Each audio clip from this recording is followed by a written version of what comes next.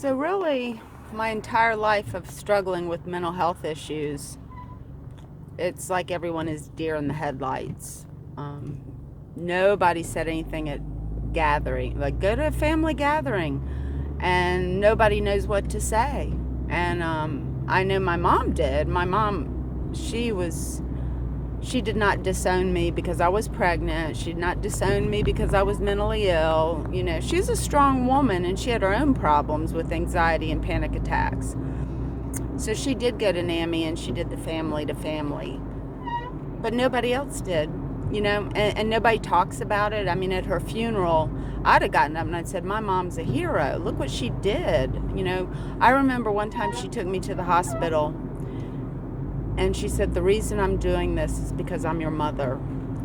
Nobody else loves me but my mother.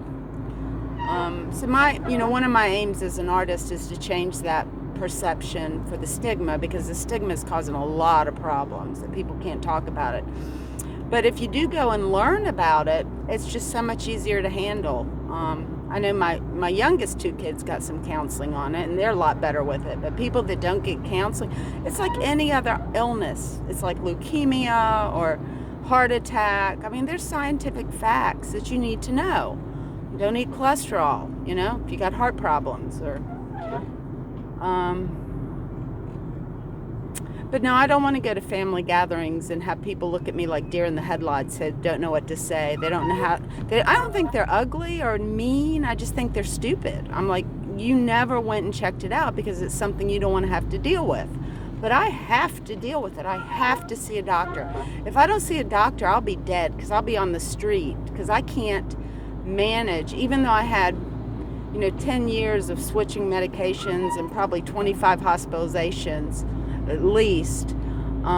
It would have been much worse had I not had my medication that I was on, that they were trying to make me better. It just wasn't good enough for me to like hold a job. It's not because I'm lazy or it's not because I'm dumb. I'm not stupid.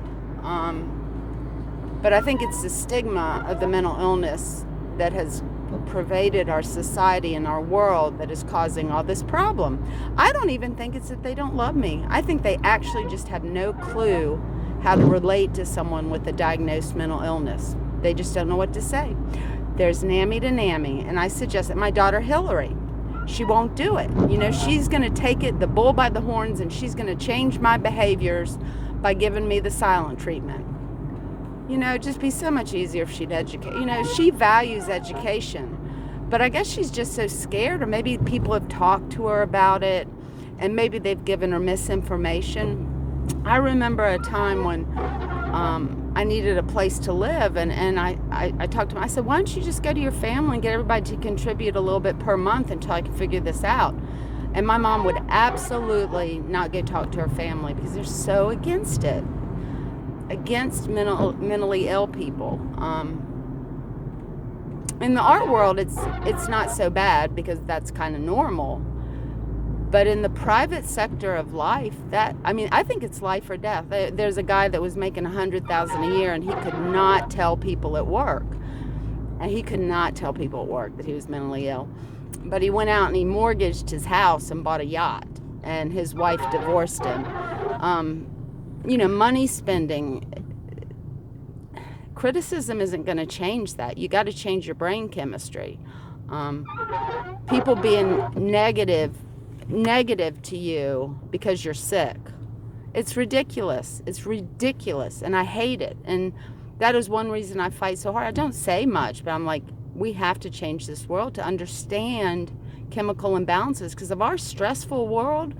I think there's a lot of people that chemistry is kind of messed up with all the stress that we're under with traffic and pressures at school, pressure to pay your house, pressure in relationships with all the changing gender roles and who are you. Back in the old days, you were a man and you were a woman, and that's all there was. And I'm not saying that doesn't exist, that some people are transgender or whatever. But now that it's all over the media and the news, and then you have politics, that's stressful. How are you going to argue that? That's a lot of stress, too, about the ugliness of these people being unethical. And, but yeah, if you have a friend or a family member that's mentally ill, instead of ducking out and pretending like it doesn't happen, go to family and try to find out how to be supportive of that person. It's actually kind of fun. Mentally ill people can be kind of interesting and fun, and sometimes they're very smart and creative. They're not bad people, but without support you can get isolated, and then the isolation brings problems like these murders, and if you're isolated and nobody can relate to you and things like that. But see, I've gone to therapy. I do have people that I can talk to, but just not my family. I'm really sad that I don't have a brother anymore. When I was a little kid, he and I used to play, but he won't talk to me. My dad won't talk to me. HV won't talk to me. Why? Why? My sister won't do family to family, so she's like, I can be friends with you, but if you get sick, don't expect me to be there. So I'm working on it. I'm good with me now. I mean, I'm like, supporting myself. I bought a car, but it's not because I've like learned my lesson. It's because I got on the right medication and my chemicals are better.